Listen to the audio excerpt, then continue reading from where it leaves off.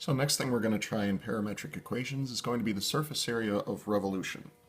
Now when we introduced surface area of revolution, we started by saying, suppose that you have some curve going from a value to a value, which you then rotate about an axis, which would arrive you at some sort of solid like this. Oh boy, artistic ability, good. And then something like this, good. And the way that we figured out that surface area is by deriving a formula for what you get when you take a little line segment and you rotate it about an axis, because that's the way that we approximate what's going on with arc length. So when we rotate this about an axis, we get a sort of truncated cone referred to as a frustum. The surface area that is associated with frustum is that this was equal to 2 times pi times the radius times the length, where the radius is referring to the distance from the axis of rotation up to wherever you are, and L is referring to the length of the arc that was rotated about an axis.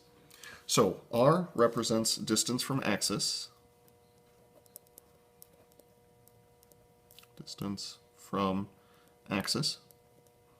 which generally speaking is going to be one of our variables, either y or x, depending on whether we're rotating about the x-axis or the y-axis. L is referring to the arc length. Now honestly, not a whole lot is going to change when we do this parametrically, so I'll let you know this. If we go about the x-axis, then the surface area was going to be the definite integral from a to b, whatever those happen to be, of 2 times pi times, about the x-axis, the radius would be a vertical distance. Therefore, we're going to use the y variable for that. And then ds is what we used for the arc length. And if we go about the y-axis, the only thing that changes in this formula is the radius. 2 times pi times the radius. Radius would then be x, the horizontal distance, to get over to the y-axis. And then once again, this will be ds. Now, in parametric equations,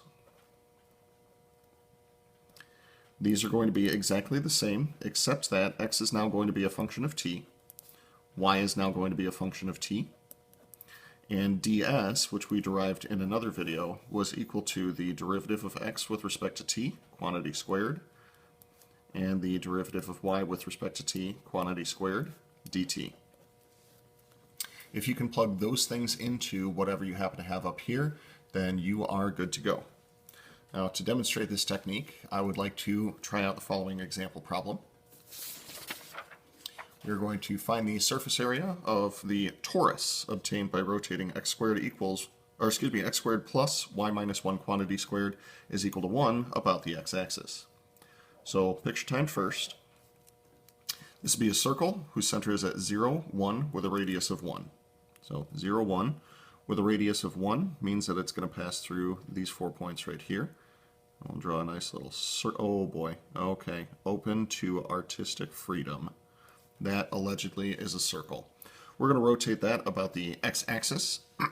What results is essentially a donut, or mathematically speaking, we would refer to that as a torus. It's what you get when you rotate a circle about an axis. So first thing I'd like to do is parameterize the given circle. Now, usually what we do to parameterize a circle is make use of sines and cosines. So if we allow x to be equal to the cosine of t, and allow y to be equal to 1 plus the sine of t, that guarantees that we'll be starting at the point 1, 1, and then rotating in the typical positive direction. Positive is defined from trigonometry. Additionally, if we allow t to go from 0 to 2 pi, that will sketch out the entirety of the circle. So with those things in mind, let's set up all that we need to. We're going to need the derivative of x with respect to t. X was cosine of t, so the derivative will be negative sine of t. dy dt, if we differentiate that with respect to t, the 1 drops out, and we'll be left with just the cosine of t.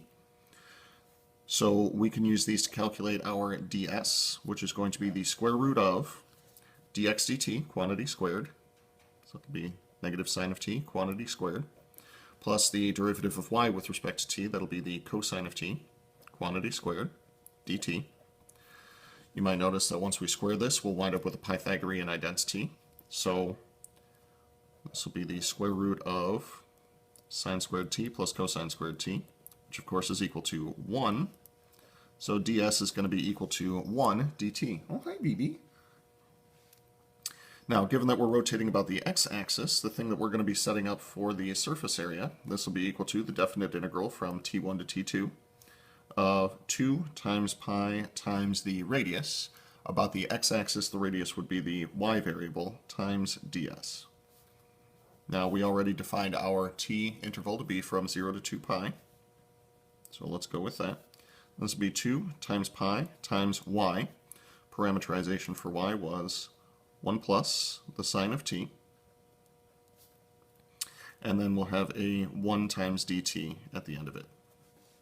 This will represent the surface area of revolution. Good news is nothing here is too complicated to try to integrate. So we'll pull the 2 pi out of the integral and then integrate term by term. 1 will become t, and sine of t will become the negative cosine of t. And again, we're going from 0 to 2 pi. Plugging in these limits of integration, we're going to get 2 times pi times 2 pi minus the cosine of 2 pi minus 0 minus the cosine of 0. Those cosines should cancel each other out, but let's just go ahead and make sure. This will be 2 pi times 2 pi minus 1 minus negative 1. The negative 1 minus negative 1 will cancel out. We'll be left with 2 pi times 2 pi.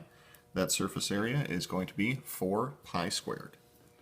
So, in order, once we have our parameterization, we calculate ds by calculating the sum of the squares of the derivatives of these and then taking a square root. This one turned out really nicely. And then the selection of the radius up here just depends on the axis of rotation. X-axis, this would be y. Y-axis, this would be x. And then integrating straightforward using techniques that we've already talked about.